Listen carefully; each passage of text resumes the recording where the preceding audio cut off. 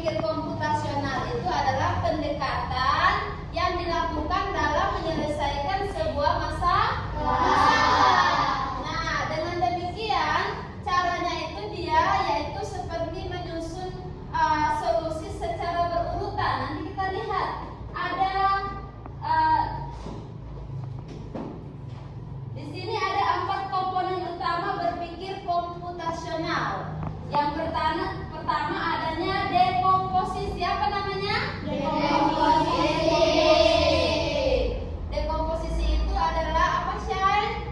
Memecah masalah besar menjadi bagian-bagian kecil yang lebih mudah dikelola. Contoh, membagi proses membuat kue menjadi langkah-langkah seperti menyiapkan bahan, mencampur, memanggang, Dan lain-lain. Ya, itu salah satu komponen dalam berpikir komputasional, yaitu dekomposisi. Dekomposisi itu artinya memecahkan masalah besar menjadi kecil-kecil. Contoh apa? Contoh dalam langkah-langkah menyiapkan bahan makanan atau dalam membuat kue. Contoh, ada yang pernah lihat mamanya membuat kue? Ya. Apa saja yang disiapkan dari langkah paling awal? Tepung dulu. Pertama-tama wadahnya dulu dong. Kan wadahnya untuk menyiapkan pertama tepung, telur, air, apa lagi? Hah? Gula. Apa lagi? Pewarna dan lain-lain. Itu salah satu komponen yaitu dekomposisi. Yang kedua apa? Komponen yang kedua berpikir komputasional, pengenalan pola. Ya, apa itu pengenalan pola, Abed? Suaranya yang keras. mengenai kesamaan atau pola dari masalah yang dihadapi. Contoh, menyadari bahwa sebuah resep kue menggunakan bahan dasar seperti telur, gula, dan tepung. Ya, pengenalan pola, mengenali kesamaan atau pola dari masalah yang dihadapi. Apa sih masalah yang dihadapi? Yaitu membuat kue. Nah, kita harus tahu bahwa semua resep yang kita gunakan itu adalah bahan dasarnya telur, gula, dan tepung. Jadi kita udah tahu nih apa masalah utama dalam pembuatan kue.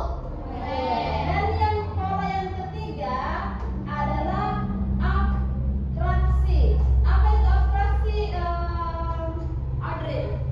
Mengambil informasi penting dan mengabaikan hal yang tidak relevan.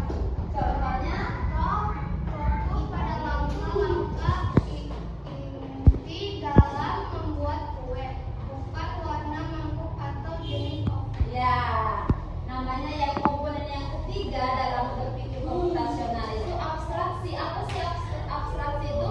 Mengambil informasi penting aja. Contohnya informasi yang penting apa? Dalam tadi masalahnya apa tadi? Membuat kue. Informasi penting yang perlu kita perhatikan, bukan yang tidak penting. Apa? Contoh bahan-bahan yang digunakan dalam pembuatan kue. Bukan apa tadi dikatakan? Bukan warna mangkuk apa kesukaannya Shine. Oh, harus kalau buat kue ini harus gunakan warna pink karena itu yang disukai Shine. Nah, seperti itu ya. Karena itu tidak terlalu penting atau oven apa yang digunakan. Lalu, ya, komponen yang keempat adalah apa? Algoritma. Algoritma itu adalah menyusun langkah-langkah logis dan berurutan untuk menyelesaikan masalah. Contohnya apa?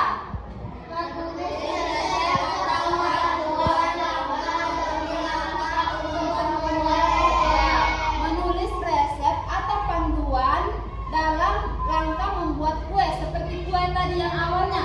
Komponen yang pertama tadi apa? Dekomposisi. Yang kedua? Bukan. Yang ketiga abstraksi. Yang kedua adalah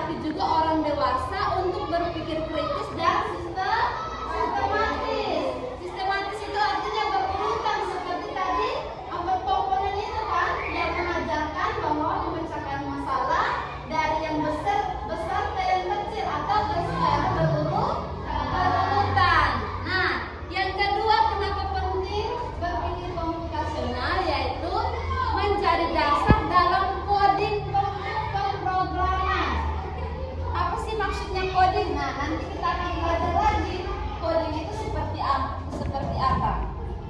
Misalnya memberikan garis besar. Contoh kalau kita mencari tahu sesuatu di internet atau namanya kecerdasan artifisial.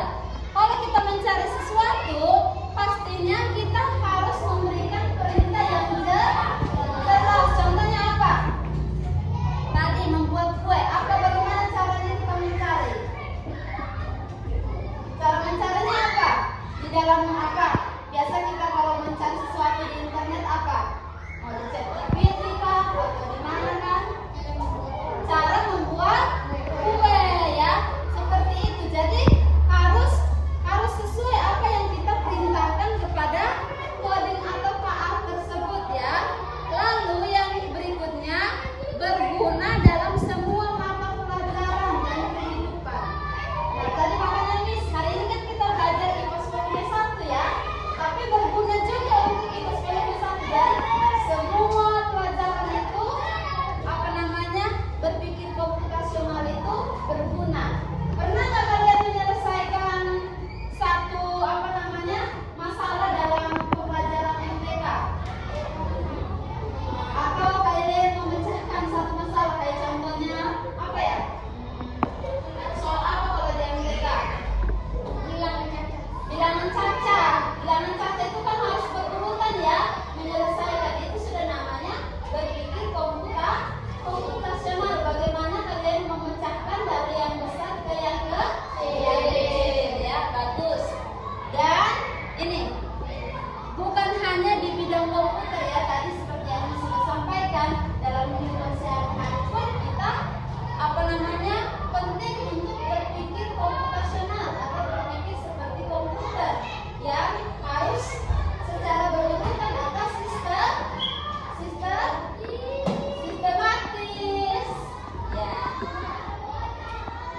Selanjutnya ya, sekarang kita akan belajar tentang keragaman flora dan fauna di Indonesia. Nah, adapun tujuan pembelajarannya, coba anak-anak perhatikan di depan.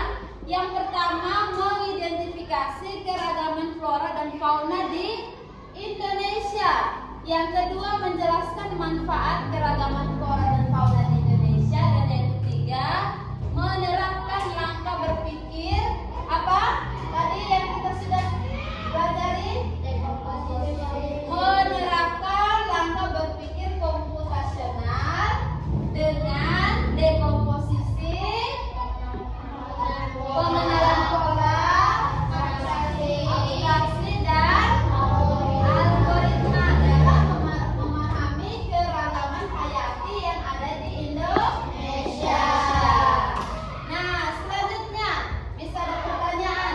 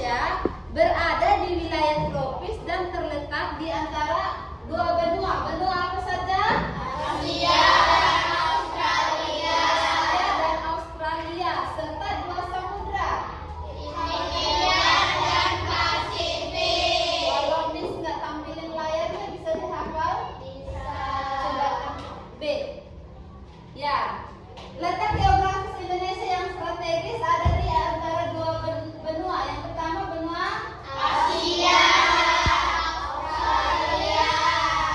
Lalu yang kedua ada di antara dua samudra, India, Pasifik. Oke. Nah, alasan yang kedua adalah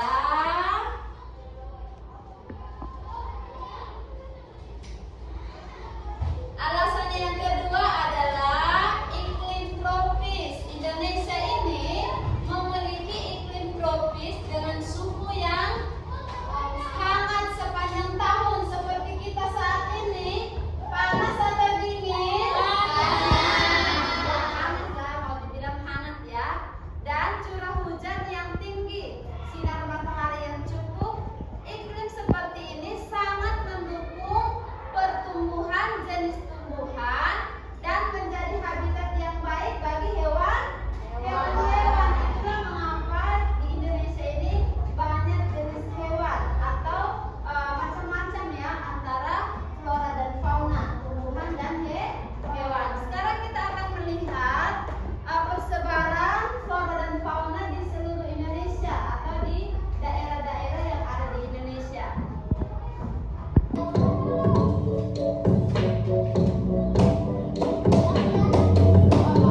Di samping memiliki keanekaragaman hayati yang tinggi, Indonesia juga dikenal sebagai wilayah yang memiliki keunikan keanekaragaman hayati dilihat dari pola persebarannya. Di dunia, terdapat 6 wilayah atau zona utama persebaran makhluk hidup atau biogeografi, yaitu zona paleartik, zona neartik, zona neotropik, zona Ethiopia, zona oriental atau Asia, dan zona Australia. Indonesia memiliki keunikan karena terletak di antara dua zona biogeografi, yaitu zontal dan zona Australia. Zona oriental meliputi wilayah barat Indonesia, yaitu Sumatera, Jawa, Bali, dan Kalimantan. Di wilayah barat Indonesia terdapat hewan-hewan yang memiliki kemiripan dengan hewan-hewan yang terdapat di benua Asia, misalnya harimau, badak, gajah, banteng, dan kera. Adapun zona Australia meliputi wilayah timur Indonesia, yaitu Maluku dan Papua. Hewan-hewan di wilayah ini memiliki kemiripan dengan hewan-hewan yang ada di benua Australia, contohnya kuskus, walabi, platypus, dan kanguru. Pembagian fauna menjadi dua kelompok tersebut didasarkan pada adanya paparan Sunda dan paparan Sahul.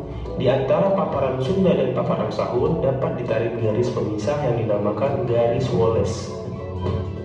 Garis Wallace merupakan garis hayal yang ditemukan oleh seorang naturalis Inggris bernama Alfred Russel Wallace.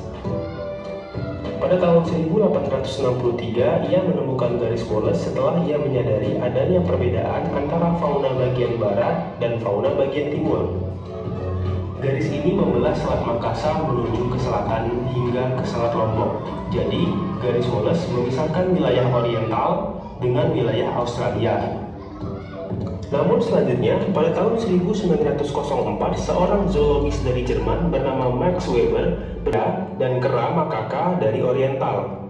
Selain Sulawesi, Nusa Tenggara juga termasuk ke dalam zona peralihan. Hewan-hewan yang terdapat di zona peralihan antara lain babi rusa, kuskus, anoa, komodo, dan burung maleo.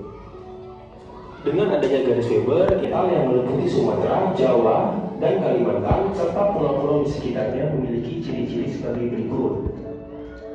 Yang pertama, banyak spesies mamalia berukuran besar seperti badak, gajah, banteng, dan harimau. Yang kedua, terdapat berbagai macam jenis kera, terutama di Kalimantan yang paling banyak memiliki primata, misalnya orangutan, kukang, dan bekantan. Yang ketiga, burung-burung dapat berkicau, tetapi warnanya tidak seindah burung yang berada di zona Australia, misalnya jalak Bali, murai, ayam hutan, dan ayam pegar. Flora di zona oriental memiliki ciri-ciri yang mirip dengan ciri-ciri tumbuhan Asia, contohnya tumbuhan jenis meranti-merantian, berbagai jenis rotan, dan berbagai jenis nangka. Hutan hujan tropis terdapat di bagian tengah dan barat Pulau Sumatera serta sebagian besar wilayah Kalimantan. Hal ini disebabkan sejarah geologi bahwa dulu dataran Sunda bergabung dengan benua Asia. Di Di dataran Sunda banyak dijumpai tumbuhan endemis, yaitu tumbuhan yang hanya terdapat di tempat tertentu dengan batas wilayah yang relatif sempit dan tidak terdapat di wilayah lain. Contohnya adalah bunga Rafflesia arnoldi, hanya terdapat di perbatasan Bengkulu, Jambi, dan Sumatera Selatan, serta anggrek tin Soeharto yang hanya tumbuh di Tapanuli Utara, Sumatera Utara. Fauna daerah Indonesia bagian timur yaitu Papua, Maluku, dan Nusa Tenggara relatif sama dengan Australia. Ciri-ciri yang dimilikinya adalah sebagai berikut. Yang pertama, Kita sudah nonton atau sudah mengamati video tentang persebaran flora dan fauna di Indonesia ya. Nah, gak apa-apa listriknya mati, sebentar lagi menyala. Nah, sekarang kalian akan masuk di dalam kelompok yang sudah dibagikan. Kelompok pertama di sini, kelompok kedua, dan kelompok ketiga. Nah, dengarkan dulu aturannya. Di dalamnya nanti kalian akan mengerjakan LKPD tentang bagaimana berpikir komputasional. Ya, berpikir komputasional tadi sudah tahu ya bagaimana. Nanti kalian akan menguraikan flora dan fauna berdasarkan daerahnya secara berurutan. Kalau seperti itu masuk apa? Dekomposisi dan apa? Pengenalan flora. Betul ya. Nanti kalian akan mengisi tabel apakah itu flora atau fauna. Nanti ditulis namanya. Contohnya kalau floranya Rafflesia ditulis di bawah sini. Asal pulaunya dari mana? Terus dia itu termasuk tumbuhan atau hewan. Pastinya kalian udah paham ya apakah itu tumbuhan atau hewan. Lalu di tabel berikutnya yaitu ciri khasnya. Oh, kalau hewan ini berbadan gemuk, berbulu tebal, dan lain sebagainya. Seperti itu ya. Nah, dan nanti di bawahnya nomor 3 kalian akan menemukan pola. Pola itu adalah hewan tersebut termasuk hewan endemik yang banyak ditemukan di wilayah mana. Ada juga di bukunya ya, nanti bisa dilihat di bukunya. Dan nanti di bawahnya adalah ada penilaian diri. Nah, silakan masuk dalam kelompoknya masing-masing. Kelompok 1 bergabung dengan di mejanya Isyana. Kelompok 2 bergabung di meja. Kelompok 2 di sini ya. Ya, kelompok 3 di sini. Silakan Kimberly dan ya, Raffi bisa menyala. Iya, sini Tuan. Lihat di sini.